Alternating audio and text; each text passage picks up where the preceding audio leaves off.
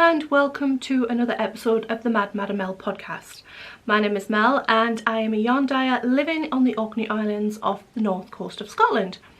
And if you are new here, then hi, and if you are a returning viewer, then welcome back. This is a crafting podcast, primarily knitting, and knitting is basically what I'll be talking about today. I have very few items to show you this episode. One is a finished object, 2 works in progress, and that's pretty much it, although I do have a couple of projects I'm itching to cast on in the next week or so.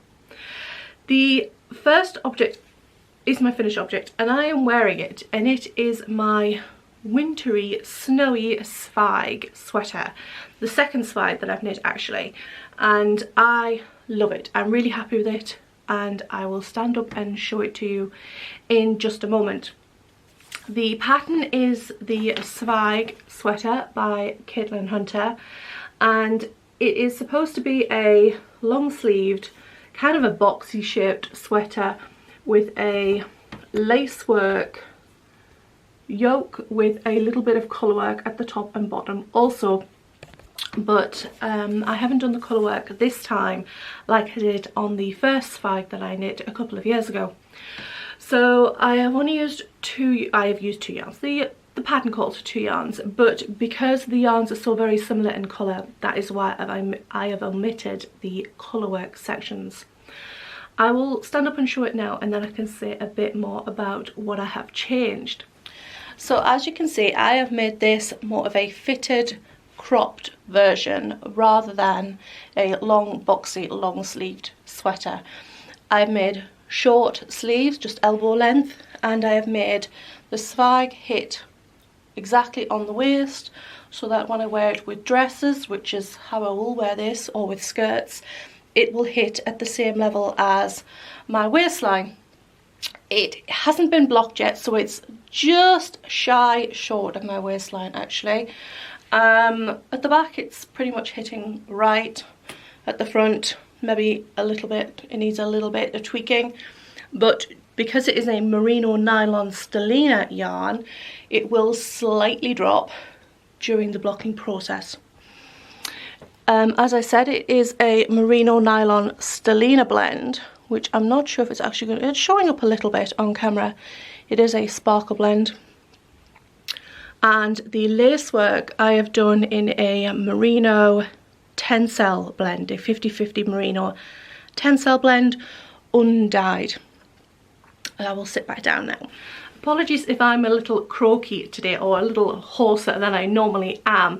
I have a bit of a cold. I think I will be getting every cold imaginable from now until Easter. My husband is a school bus driver, so all the little rugrats will be passing on all their winter bugs, so apologies for that.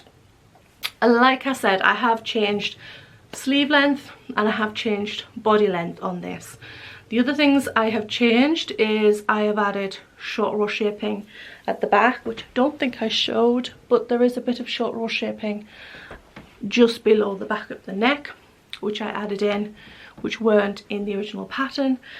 Also, I have done a 1x1 rib on the neckline, but for the bottom of the sleeves and the bottom of the garment itself, I have done a 1x1 broken rib, so that I get a straight hanging hem as opposed to a hem which will cinch in like a regular rib would.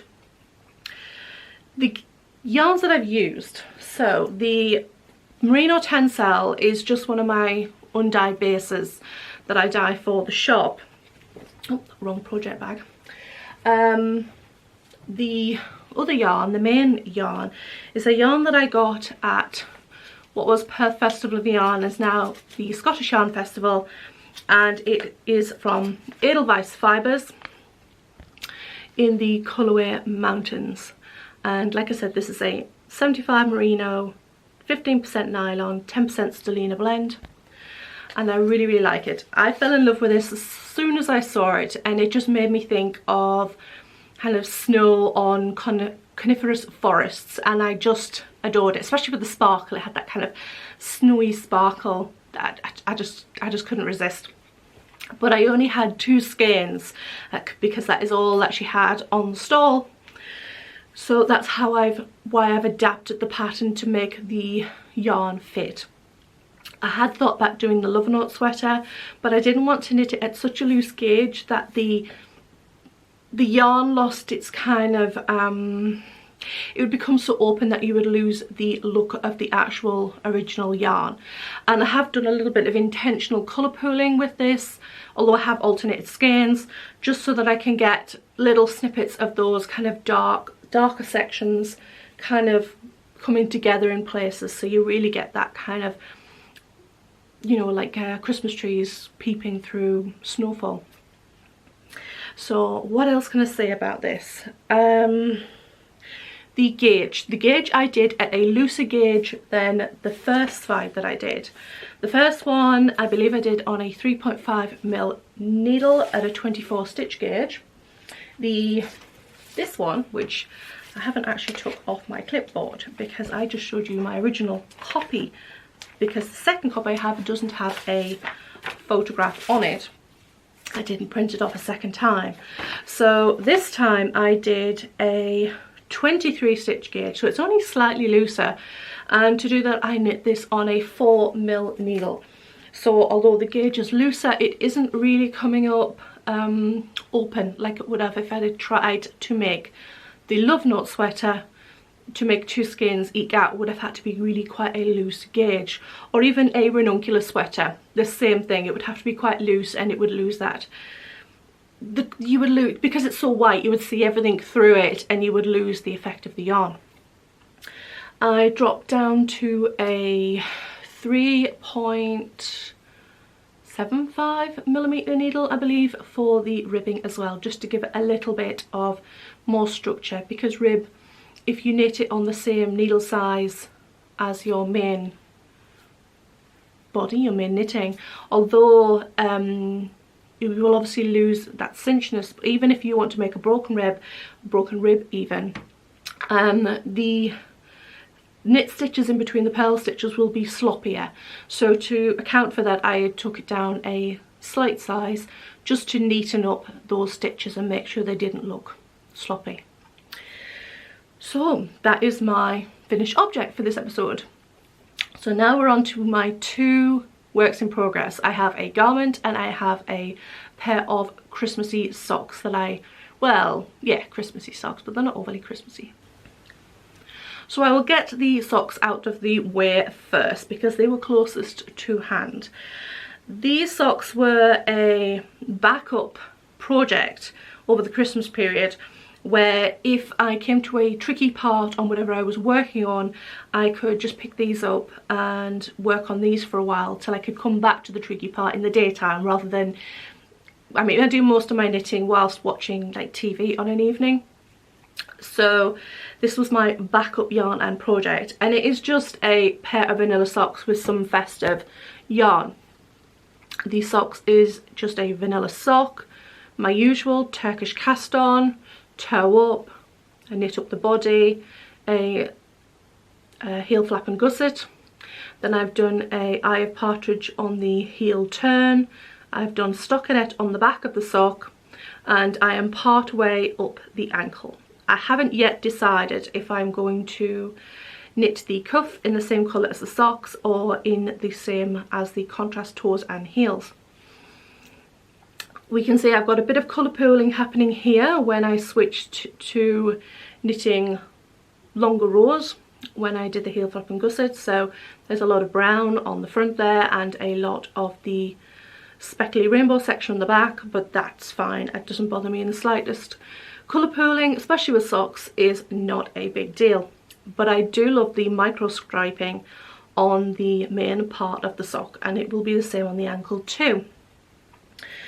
The yarns that I've used, we're out of focus a little. The yarns that I've used are this yarn for the main body, which is a Polwarth nylon, I believe. Let me just check. I'm sure, oh, the label's inside the cake. It is by Siobhan's Crafts, and it is called Gingerbread House, the colourway, and the base is 85% Polwarth, 15% nylon.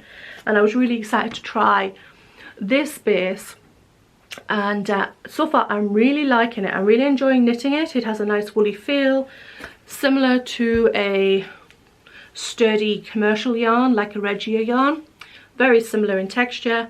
In fact, I am using a undyed Regia yarn for the contrast toes and heels, just the undyed skein, and they feel very, very similar, which gives me a lot of hope for the hardiness of this yarn base, which is really what I was hoping for. I probably won't show these again on the podcast until they're finished. Could be wrong, you know, I might show them anyway. And yep, I am knitting these with my 2mm Chiaogu needles, 9mm, and just using magic loop for when I do the heel and when I do the toes, because that's knit flat in effect. And I also use magic loop when I come to do the cuff, just because it gives me, I find it easier than trying to knit and purl on a short 9mm needle. So that is my backup project in between tricky sections. And that just leads me on to my final project to show on this episode. I have been plugging away last night at my bubble cardigan. Is it bubble cardigan? Bubble stitch cardigan? Let me just check. It is the Bubble Cardigan by Stephen West. In fact, I will show you a picture. A little photograph of what it should look like when it's finished. There we go. I am using several more colours than Stephen West has, which is quite unusual because he usually uses a lot of colours. I think he used 5 or 6 in the original pattern. I'm just trying to get this the right way up. My I-cord may be a little twisted, but that's okay. So I have almost 2 full fronts on this cardigan. The I-cord will go behind the neck, and I have, is that the finished side? That's the finished side. I have one finished side down to the underarm, and I have one almost finished side down to the underarm. And get my hair out of the way. The I-cord goes at the back of the neck, and the back will knit down from the I-cord as well and come to the same point of the underarm as well before they join in the round. Once I've got to that point, I will decide if I think I need a little armhole extra depth, because I have knit a relatively small size on this. It is a slight v-neck, and it does have a lot of shawl collar to add to this, but when it comes to the armhole depth, I'm not sure if I'm going to just need an extra couple of stripes with going down in size so much with the pattern. I'm knitting the small, which is the second size, simply because when I checked my gauge, which my gauge is spot on for the pattern, which is, what's it supposed to be, 22 stitch gauge, but my row gauge is 40 rows, and the pattern calls for, let's see, 44 rows per 4 inch, so there's a bit more rows in the pattern, so I may need to do an extra couple of bubble stripes before I join in the round. The reason I've gone down to a size small, apart from I digressed. So my stitch gauge was spot on, but when I looked at the stitch count for once you get past the underarm, so the bust area, when I calculated it out, it was going to be huge, like really oversized, and that's compared to what it should have been for that size. So for example, a 50-inch bust, I'm not sure if that's the actual size, 51-inch bust size was going to be like 60 inches or something ridiculous.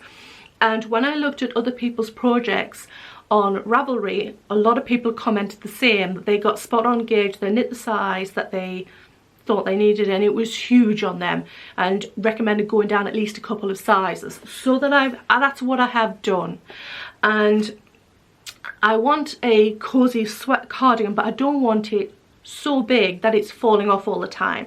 I do have a big oversized cardigan that's perfect for those situations where you just want a kind of a cozy, wrap you up in a blanket sort of cardigan, and that's my big oversized Bleig cardigan that I knit, but for this I just want a cozy cardigan that I can kind of poodle about in the house with whilst I'm wearing it as well, rather than it kind of falling off. I don't really just want to sit around the house cardigan. So that's what I have done. But again, my road gauge is slightly off, so I think I'll have to do a couple more stripes before I join them up. Once I do join them, so you should be knitting from the centre all the way around, back to centre, and then all the way back again, I will be joining them together into the round and steeking it, just to make my life a little easier, but also to make my knitting much quicker. I knit considerably quicker than I purl, so it makes more sense with a pattern that you can knit for me to join in the round and knit, because it will take me twice as long, probably even longer, to knit the cardigan if I don't do that, even adding into account the steeking process. So that's the plan. The yarns that I've used are a bit of a mixture really. The gold, which is in the I-cord and will be repeated throughout periodically, is one of my hand-dyed yarns on a merino cashmere nylon blend that I discontinued a while back, and I had some in my stash.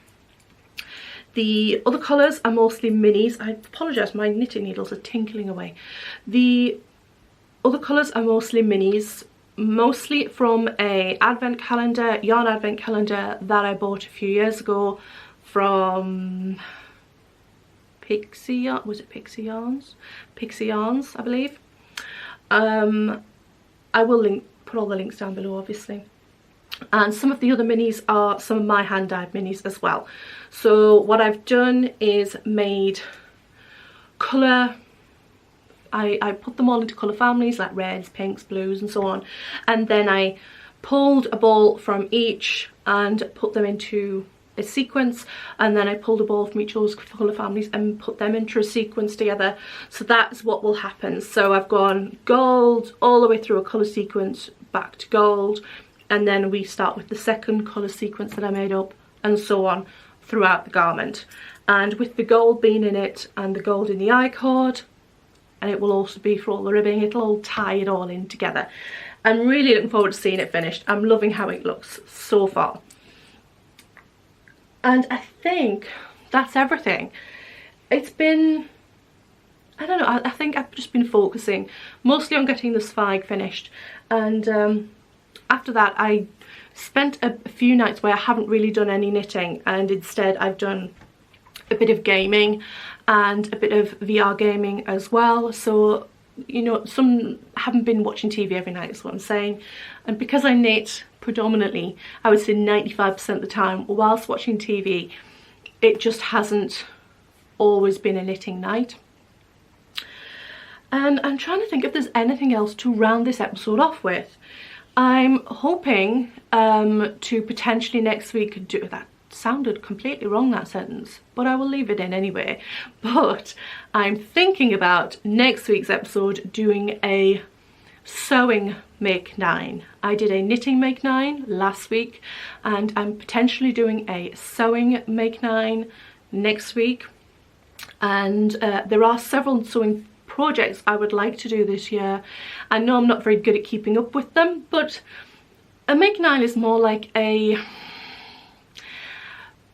something to aim for as opposed to something that has to be done, if that makes sense.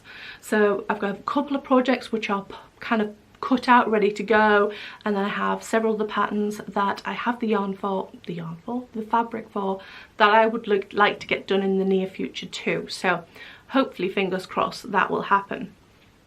What else do we have? Oh yes, it is my birthday week this week, and I usually have a birthday sale through this week through to the end of the month, so that should be live when this video goes out, and there's no code needed, it's just on the store, and there will be, I think it's a, what shall I put on this year? I change it all the time. I'm thinking 20%, maybe a bit more, I'm not sure, something like that discount, but there will be a discount on the Etsy store. What else have I got planned? I'm trying to think, and we're just starting to get, well, I say starting, I I'm starting to get ready to do my tax returns. They're supposed to be due in at the end of January, and I always leave it till January because it's a relatively quiet month normally, you know, touch wood. So January, tax season, so I'm really looking forward to that.